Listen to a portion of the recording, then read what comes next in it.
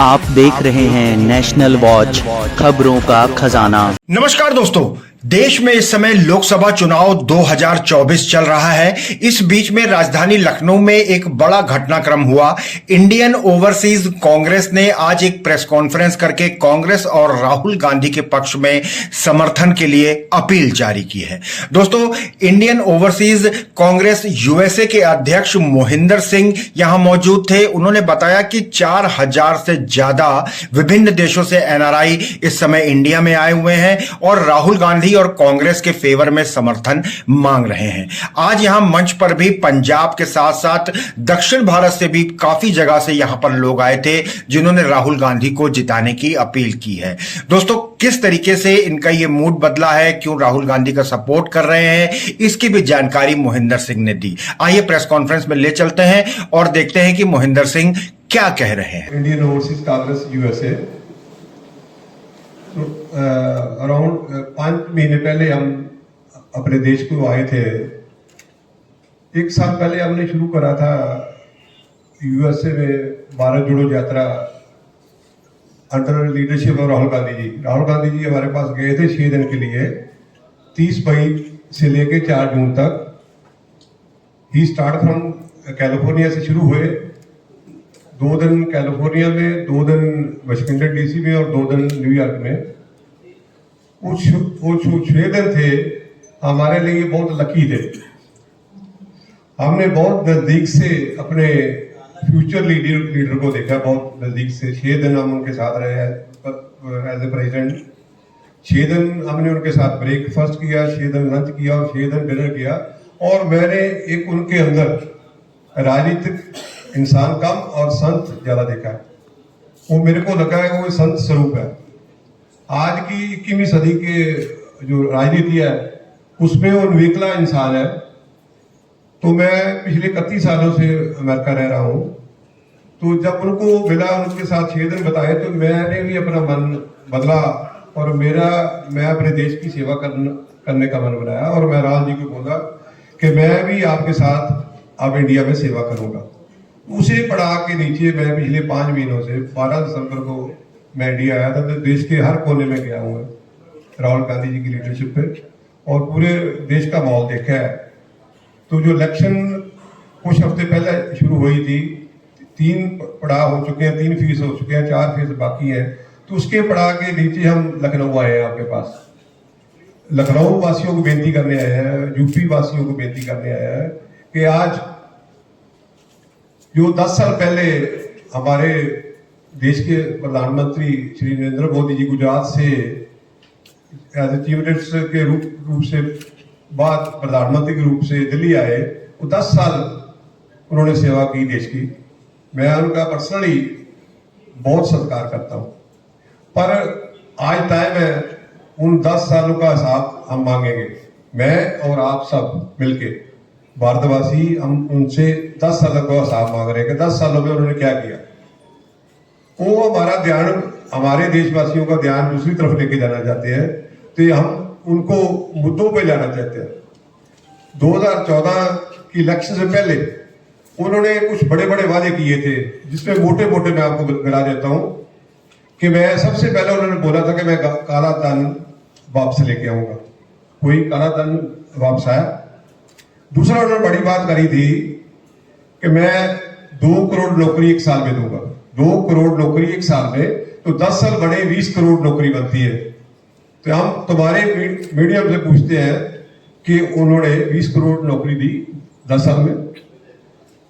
अभी कल परसों की बात है, मैं ज्यादा टीवी चैनल देखता नहीं हूं, तो मेरे मित्र ने मेरे को एक क्लिप भेजी। तो अमित शाह बोल रहे हैं, हमारे देश के गृह मंत्री, कि ये वाली इलेक्शन है, मौजूदा इलेक्शन है, ये मोदी वर्सेस राहुल है।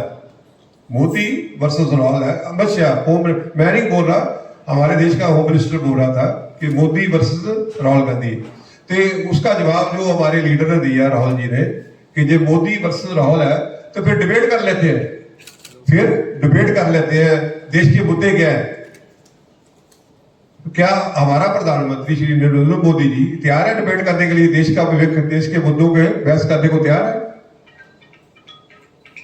10 सालों में, पिछले 10 सालों में हमारे देश के प्रधानमंत्री ने कितने बार मीडिया में आके देश के मुद्दों का जवाब दिया, देश के लोगों के मन की बात सुनी। पिछले 10 साल कितने बार बात सुनी। हमारा सवाल बीजेपी और बीजेपी के जो बड़े लीडर होते 10 सालों में कितनी बार उन्होंने हमारे देश के लोगों की मन की बात सुनी। पिछले 10 सालों में कितने सरकारी इदारे बेचे जो कांग्रेस ने 55 साल में 55 ईयर्स में बनाए थे, वो कितने इदारे बेचे, एयरपोर्ट, रेलवे और कितने बेचे। उनका मकसद क्या था, वो इदारों को, सरकारी इदारे जो बड़ी मेहनत करके हमारी पुरानी सरकार ने बनाए थे, उनको बेचने का कारण क्या था। तो उसका मैं एक मोटा मोटा रीजन बता देता हूं। उसके पीछे राजनीति क्या थी कि रिजर्वेशन जो हमारे दलित पिछड़े जो उनकी रिजर्वेशन भरी हुई थी उनको खत्म करना है। इनडायरेक्टली, डायरेक्टली तो नहीं कर सकते, डरते हैं। हमारे देश के प्रधानमंत्री और उनके जो साथी हैं डरते हैं कि डायरेक्टली और रिजर्वेशन नहीं खत्म कर सकते, पर उन्होंने दूसरा रास्ता ढूंढा। इनडायरेक्टली वो हमारे जो हमारे भाई हैं, एससी है, ओबीसी है, एसटी है और आदिवासी है, उनके अधिकार को खत्म करना चाहते हैं। जवान विरोधी और महिला विरोधी, जिनकी मिसाल मैं तीनों की अलग अलग दूंगा। काले कानून बनाए, बहुत बड़ा एजिटेशन हुआ, 700 किसान मारे गए नॉर्थन इंडिया में, पंजाब, हरियाणा, वेस्टर्न यूपी, राजस्थान। काले कानून वापस लिए गए और हमारे किसान भाइयों से धोखा किया गया। एक्चुअली वापस नहीं लिए, ड्रामा कर दिया, वही कानून हुआ खड़े हैं जो हमारी देशों की सरहदों की रखवाली करते हैं। उनकी नई योजना शुरू करी, 4 साल की नौकरी, 4 साल की नौकरी अग्निवीर। 4 साल जाएगा, 20 साल का 19 साल का लड़का 4 साल जाएगा नौकरी में, रिटायर होकर 23 साल का रहेगा, ना आगे ना पीछे, ना आगे ना पीछे। ये देश के नौजवानों का भविष्य पूरे खतरे में डाल दिया। इसकी बहुत बड़ी एग्जांपल है। बोलते हैं सबका साथ, सबका साथ, सबका विकास। पिछली 2 मोटी मोटी उदाहरण मैं देना चाहता हूं। पार्लियामेंट का उद्घाटन किया, देश की जो नई पार्लियामेंट बनी है हमारे टैक्स से अरबों खरबों रुपए लगा के बनी। तो जब उसका उद्घाटन किया तो हमारे देश की जो प्रथम महिला, हमारे देश की प्रेसिडेंट, आप सब जानते हो, वो शी बिलोंग टू आदिवासी, उसको मुहूर्तपा ने बुलाया गया। जब पार्लियामेंट की ओपनिंग करी गई उस पर नहीं बुलाया गया। जब राम मंदिर जी का स्टार्टिंग की गई तब भी उनको नहीं बुलाया गया। तो इट मीन दे आर महिला विरोधी, दे आर किसान विरोधी, दे आर जवान विरोधी। महेंद्र जी एक सवाल आपसे है। मैं रंजीव ठाकुर हूं नेशनल वॉच से। आपने कहा कि संविधान की रक्षा के लिए आपका समर्थन, आपको कैसे लग रहा है कि संविधान खतरे में है और कैसे ये लग रहा है कि दलितों और पिछड़ों का आरक्षण सरकार समाप्त कर देगी? आपके सामने बोला तो है कि जितने सरकारी इदारे बेचे हैं उसमें रिजर्वेशन के आधार पर सिलेक्शन होती थी, जो कोटा होता था उसी हिसाब से लक्षणों वही नौकरी मिलती थी। जो सरकारी इदारे बेच दिए तो रिजर्वेशन। सर इसी से जुड़ा हुआ मेरा सवाल है। और मेरी बात सुनो, जो सरकारी इदारे बेचते नौकरी रहेगी तो रिजर्वेशन कहां रहेगी? वो इनको कभी आपने पूछा इनको, किसी भी बीजेपी वाले को, भाई ये क्या कर रहे हो?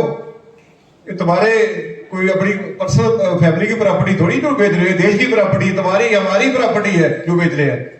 और जो प्रॉपर्टी बेचते हैं 1000 करोड़ वाली को, अपने फेवर वाले को 50% डिस्काउंट भी देते हैं, साथ में पैकेज है, डिस्काउंट भी देते हैं। अब परसों बयान सुना था आपने अपने हमारे प्रधानमंत्री का कि एक टेम्पू आया, टेम्पू क्या बोलते हैं, अडानी और बानी साहब। तो भैया तू देश का प्रधानमंत्री है, उनको नहीं करा, सीबीआई भेज, ईडी भेज। उसको बोलो भैया कि सीबीआई ईडी भेजे, कहां से टेम्पू, कहां से, कौन से रास्ते से आया वो टेम्पू? और 1 मिनट के लिए हमारे कर्नाटका के सर एक जवाब तो आपने, एक मिनट राजीव गौड़ा जी। तो दोस्तों देखा आपने, इंडियन ओवरसीज कांग्रेस ने आज कांग्रेस और राहुल गांधी के समर्थन की अपील कर दी है। और दोस्तों, किस तरह से 4000 से ज्यादा एनआरआई इस समय इंडिया में आए हुए हैं, बहुत सारे उत्तर प्रदेश में हैं और कांग्रेस के पक्ष में लगातार प्रचार प्रसार कर रहे हैं। दोस्तों, नेशनल वॉच आपसे एक ही अपील करता है कि देख समझकर अपने वोट की ताकत का इस्तेमाल करिए और मतदान जरूर करिए, क्योंकि जितना ज्यादा से ज्यादा मतदान होगा उतनी अच्छी सरकार हम आपको सबको मिलेगी। धन्यवाद दोस्तों, लगातार बने रहिए नेशनल वॉच न्यूज चैनल पर।